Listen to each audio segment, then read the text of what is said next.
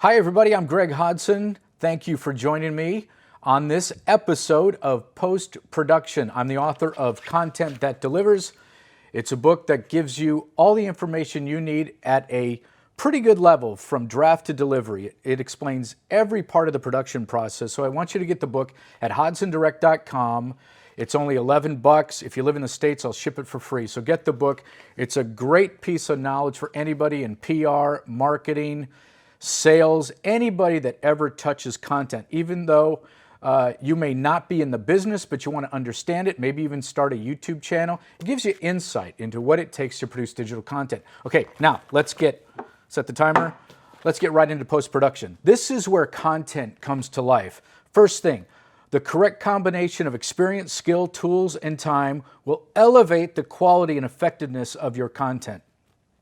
Now let me tell you, it really takes time in the edit seat or being in the edit bay to help you make good decisions. There's so many buttons and so many layers and so many video channels and audio channels, and there's a lot going on.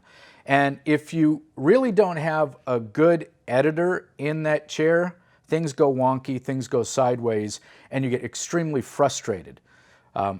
Editing is a really long process. Depending on the speed of your computer, render times, etc. It gets very frustrating as a producer or just a client sitting in an edit bay with an editor because it takes forever to see how things play out. It's not like copy editing where you can just cut and paste, cut and paste. It really takes some time to let the story and the digital content play. So there's so many decisions you have to make, right? Right decisions in order to get the content and the story correct so it delivers a response that you want, okay? Now, all the mistakes you made in pre-production and production show up in post-production. Let me say that again. Every mistake you made in pre-production because you cut corners, in production because you forgot that light, or you said, we don't need another shot, all those considerations you made in pre and production are gonna bite you in post-production. I'm telling you, if you don't really get it locked in pre-production and production, post-production is where everything is exposed. Every error comes out and screams at you and you cringe like, oh my goodness, he's out of focus. Where's his audio? The list goes on and it's a long list, okay? So make sure in pre-production, production to right, because in post-production, everything's exposed, okay? Let me go on to know your footage and your content. Honestly view all your media.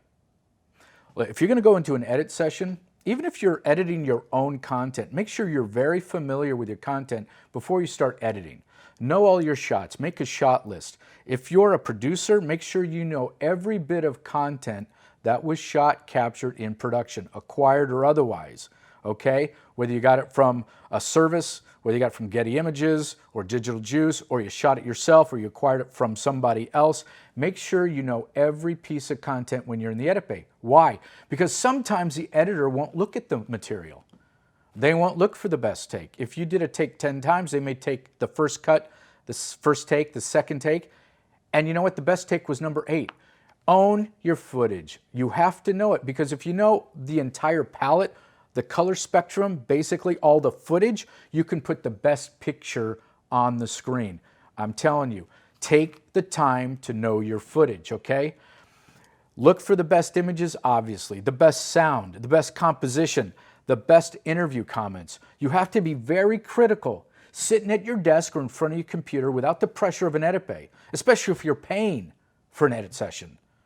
It can be very expensive to sit there and look for footage. My God, don't waste money in an edit bay looking for a shot. Come in locked and loaded, you know where everything is, and you can make those editorial decisions, okay? So, the other thing is, sometimes a bad shot's a good shot, okay? Just because the shot moved or was a little out of focus or something wasn't quite right, you might be able to edit that image in the edit session and make it work for you, okay? Don't be so concerned. If it's a little grainy, a little out of focus, the color balance is a little off, but it helps advance the story, use it. You just be creative. Don't discard an image. And if you're a producer, bring it in and tell the editor, hey, I've got this shot. It's not that great. But you know what? Sometimes an editor can take a look at that. He can slow it down. He can speed it up. He can chop it up. He can hot cut.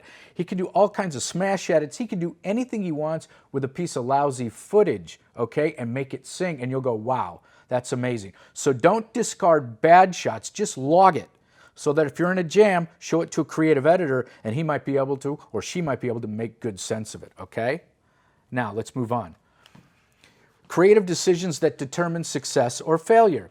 The biggest mistake in editing is the inability to tell a story, lack of creativity, and no editorial sense. Now listen, if you drafted your script and you wrote a script, which is the path by which all the images hang, right? It's the backbone, the script.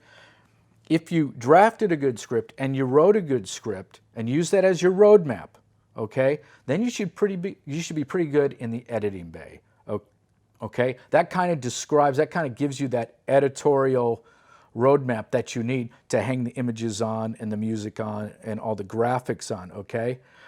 But you have to know what you want. Sometimes editors may not be that good in the editorial. They may be good in graphics, they may be good in special effects, they may be good with audio, but they may not know how to tell a story. That's your job. Understand how those images have to play out. And there's basic story structure that you have to understand, and I go into it a lot in my book.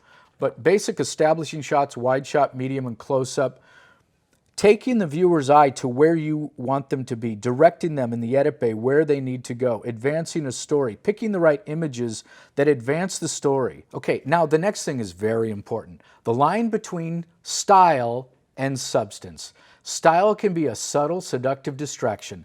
Dazzling imagery and graphics may distract and destruct the story. How many times have I, and you probably, seen digital content, whether it's short form, spots, pre-rolls, short content, long form content, that is heavy on graphics, it's moving, and it's very stylistic and very slick. But guess what? The story gets lost.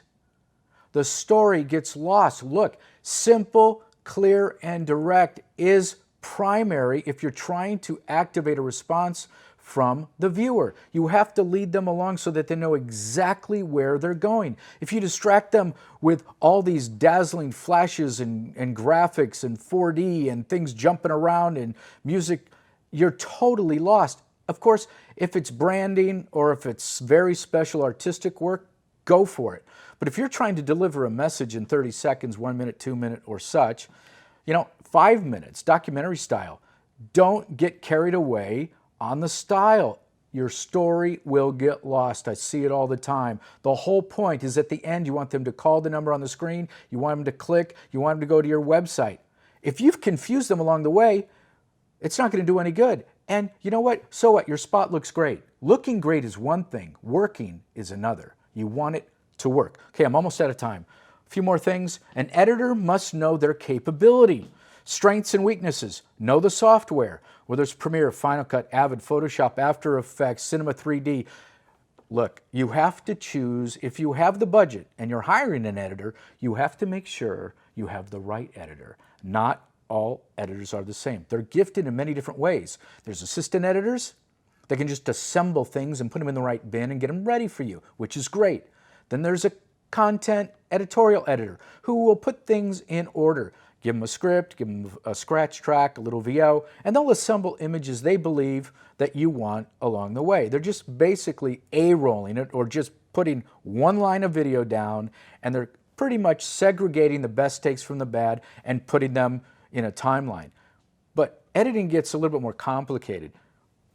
The length of the shot, how many shots, dissolves, cut, what should I do, graphics, titles, effects. All that is important. I'm going to get to that in the next episode. So again, go to my website, hodsondirect.com, get the book. It's $11. I'll ship it to you in the US for free. And I look forward to seeing you on my next episode.